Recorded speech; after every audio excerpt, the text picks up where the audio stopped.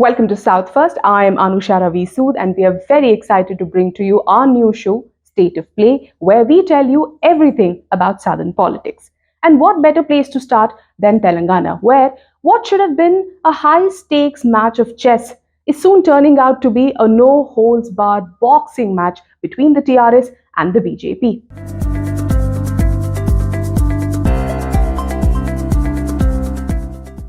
At the center of it all is Telangana Chief Minister Chandrashekar Rao's three-point agenda. Give me 8 minutes of your time and I will explain. First, Chandrashekar Rao is keen on showing leaders of other opposition parties in the country that he is fully equipped to take on the Bharatiya Janata Party, particularly Prime Minister Narendra Modi. For every action of the BJP in Telangana, Chandrashekar Rao's TRS has an equal and opposite reaction and vice versa. And the latest punch in this bout came on Friday when the Central Bureau of Investigation asked Kavita Kalvakuntala, MLC as well as daughter of Chandrashekar Rao in Telangana, to appear in connection with the Delhi excise policy case.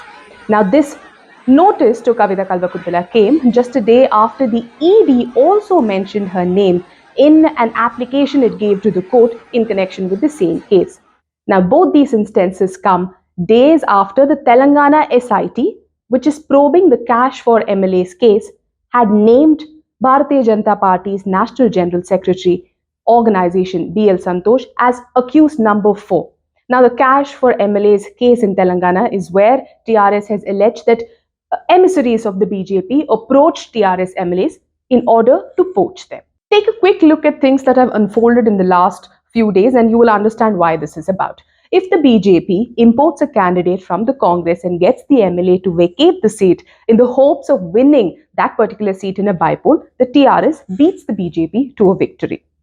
If the BJP, as alleged, attempts to poach TRS MLAs, Chandrashekar Rao's party captures this entire attempt on camera, and Chandrashekar Rao himself holds press conferences and makes these footages public, submits it to the court, to the media, to leaders of other opposition parties, and he does all of this going after the Prime Minister, going after the BJP. He does all this in Hindi because his target audience is not necessarily in Telangana.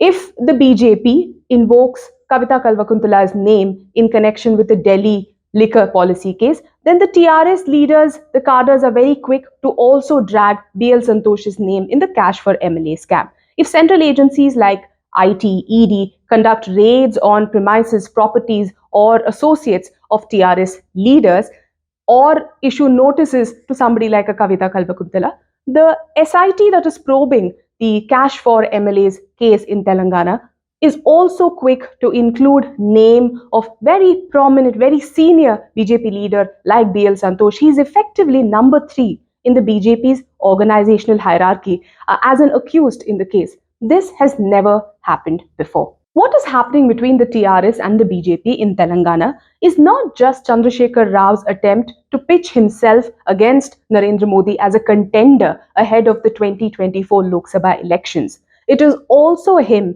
making an example out of this scenario, showing leaders of other parties across the country that too can play at this game. Except the catch is that you have to be in power. Now that is where the Congress fails. The Telangana Chief Minister is setting an example of sorts for leaders of other opposition parties on how to tackle the BJP, especially at a time when he is trying to emerge as the southern face for a non-BJP, non-Congress front ahead of the 2024 Lok Sabha elections. Ever since its ascent to power in 2014, the BJP has presented itself or painted a picture of itself in the public eye to be this invincible and very powerful political powerhouse.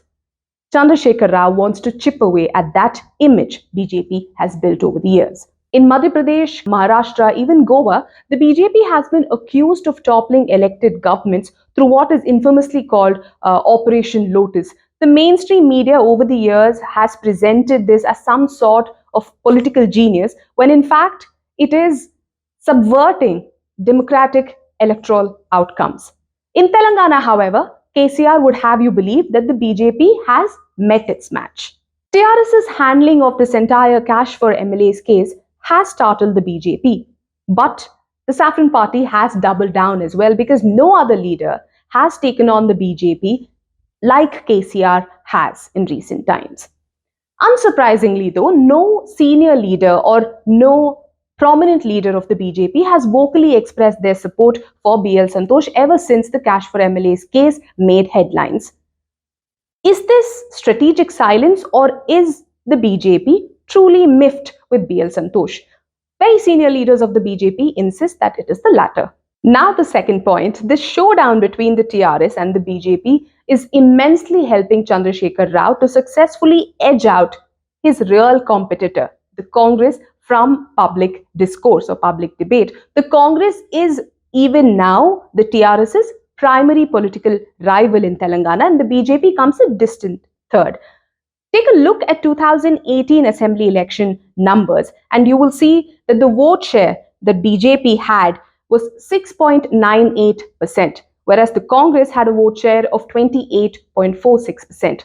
Of course, the TRS got the lion's share, about 46.8%, and since 2018 a lot has changed. The arithmetic has changed. Many leaders have shifted from one party to another. There have been turncoats, etc. But even then, the Congress continues to be the primary contender to the TRS in Telangana. Congress may be a divided house in Telangana. It has its own issues with internal strife. There are leadership concerns within the party. However, the TRS is fully aware that Congress is its primary contender in Telangana. This show of a standoff between the TRS and the BJP is helping create a public perception that Congress is no longer a stakeholder. The Congress is no longer a player in the political arena of Telangana.